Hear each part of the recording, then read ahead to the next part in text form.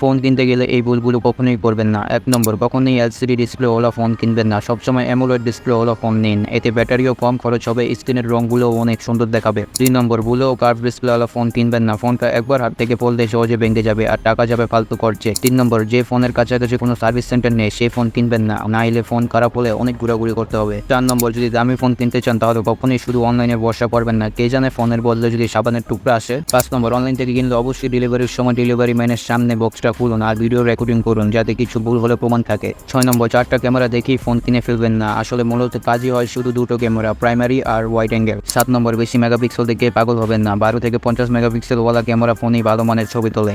8 নম্বর, 120 watt বা 150 ওয়াটের চার্জারে লোভে পড়বেন না, সবসময় 30 ওয়াট থেকে 60 ওয়াট চার্জারওয়ালা ফোনই কিনুন, নিরাপদ ও ব্যাটারির জন্য ভালো। 9 নম্বর, যদি 5G ফোন কিনেন তাহলে খেয়াল করুন ফোনে যেন বেশি সংখ্যক 5G ব্র্যান্ড থাকে, না হলে 5G ফোন কিনেও 5G ব্যবহার করতে পারবেন না। 10 নম্বর, নতুন ফোনের কোনো সমস্যা হলে শুধু সার্ভিস সেন্টারে নিয়ে যান, বাইরে সার্ভিস করালে ওয়ারেন্টি বাতিল হয়ে যাবে।